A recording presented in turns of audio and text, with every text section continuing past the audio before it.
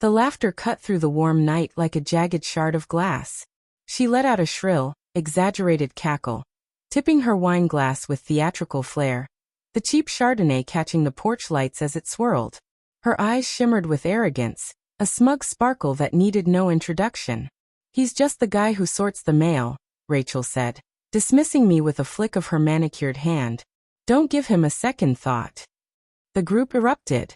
Their laughter echoed off the wooden fence, bouncing around the backyard like it belonged there. Everyone laughed, except me. I stood silently by the grill, my grip tightening on the barbecue tongs, the polished steel biting into my palm. My gaze moved from Rachel to the others. My wife caught my eyes, offering one of those apologetic little smiles, tight-lipped, awkward, the kind people give when their friends embarrass the waiter, and they feel just guilty enough to acknowledge it. I returned a single nod. Nothing more.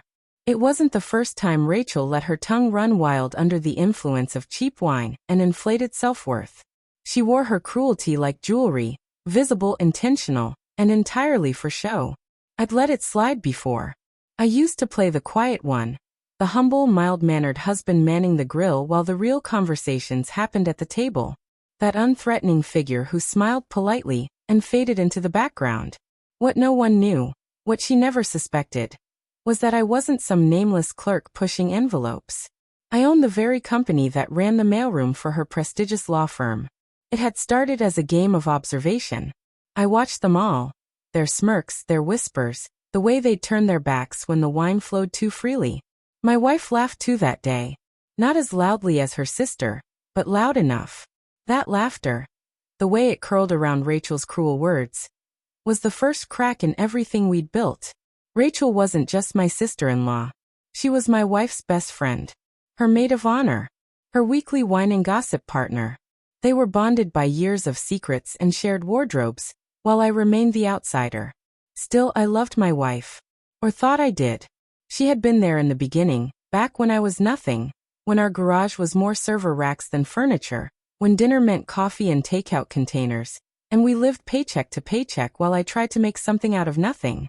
She'd been proud of me once. She'd helped name the company. She said she believed in me. But love, I've learned, doesn't always die with screaming matches or slammed doors. Sometimes it withers slowly, through neglected glances, silent betrayals, and smirks across dinner tables. I found the messages by accident. Her tablet lit up one night. She hadn't signed out. At first, it was silly gossip. They laughed at my clothes, my silence, my idea of fun. But then the tone changed.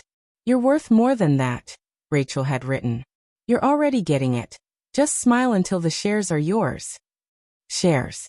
That's when I realized she thought she was playing a long game. She believed she was working toward half of a company I'd let her think was barely staying afloat. But the truth was far more complex. I had already rerouted everything, set up shell corporations, offshore accounts, legal blind trusts. On the surface, I was still the struggling founder. In reality, I had just landed a government contract that would send my company into a different financial stratosphere. I didn't confront her. I didn't yell. I didn't cry. I sat in the quiet and I planned. First came distance.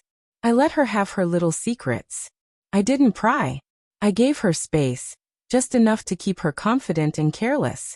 Meanwhile, I hired a forensic accountant and a private investigator. I paid them more than they usually made in a year. In return, they gave me everything. Emails, photos, hotel bills, even Rachel's misused corporate card statements. Then I made my move. I approached one of the senior partners at Rachel's firm. Under a different name, through a third-party investor. I offered a sizable silent investment in exchange for a controlling interest. It worked. She never saw it coming. To everyone else, I was still invisible. Just the guy who sorted the mail. And then came the final act. I arranged a small family barbecue. Something casual, unthreatening. A celebration of new beginnings. My wife looked at me warily when I suggested it, but I told her I was done chasing dreams. I wanted to focus on us. She smiled, carefully like someone walking on glass, and agreed. The setup was perfect. Same backyard. Same folding chairs. Same smug grins. Rachel showed up in a white summer dress, heels clicking across the patio like she was stepping onto a stage. She saw me at the grill and, without missing a beat, said, "Still flipping patties, mailboy?" I gave her a single, even smile. "Someone has to deliver the real goods," I said. She laughed. The others did too. An hour later, her boss walked in, along with 2 senior executives. All eyes turned to them. Rachel froze, her wine glass halfway to her lips. "Mr. CEO," she stammered. "I didn't know you'd be here." He looked confused. "I didn't realize this was a private affair. I was invited." "I invited him," I said, stepping forward. I shook his hand. "We're family now. In the corporate sense." The silence that followed was absolute. I turned to Rachel, my voice calm. "It's strange how the smallest departments move the biggest pieces. Mailrooms, memos, acquisitions. Mundane, right? But they shift mountains." She blinked, pale. "Oh, and Rachel," I added, "you might want to reconsider billing your hotel stays to the firm." My wife gasped. I looked at her next. "And those shares?" I said gently, "You signed them over last month, remember? During the refinance. It's all documented. Ironclad. I own everything now. You own memories." Rachel dropped her glass. My wife's hands trembled. The rest just stared, watching their comfortable reality unravel. I folded my apron and walked toward the house. "Next time someone delivers the mail," I said, pausing at the door, "read it closely. It might contain your future." Now I live alone. No more barbecues. No more games. Just peace. And silence. And the satisfaction of a clean, quiet end.